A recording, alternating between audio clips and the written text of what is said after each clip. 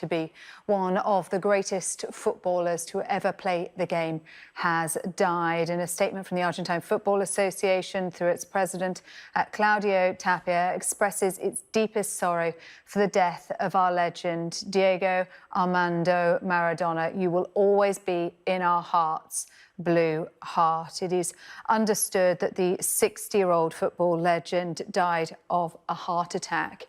He had been discharged from hospital just 2 weeks ago after being admitted for emergency brain surgery to remove a clot on the brain. He was due to continue receiving treatment for alcohol dependency on his discharge from hospital after a long history of drug and alcohol abuse. But we now understand that he has died reportedly from a heart attack. Regarded as one of the greatest footballers of all time, nicknamed the Golden Boy, the first player in history to set world record transfer fees twice. His international career with Argentina, he earned 91 caps.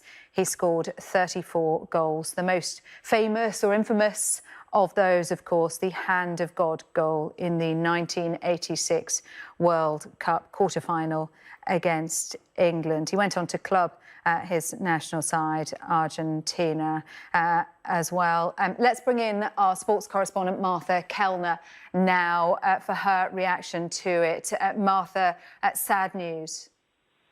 Very sad news, and I think almost the saddest thing of all, Sarah, is that it's not been that unexpected. People have been watching the way Diego Maradona's health has declined over the years with battles with drugs and alcohol, and it did almost seem inevitable that his demise would happen prematurely.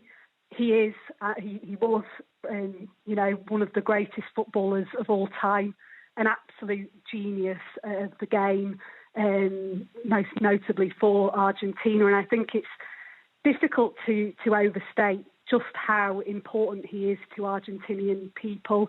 He's not just a footballer there, he is a cultural icon. He's someone who was born in the shanty towns just out on the outskirts of the capital, Buenos Aires. He learned to play football on the streets. He referred to himself as, he was a street urchin turned good, and his death will be mourned, incredibly hardly in Argentina. They will feel this very hardly.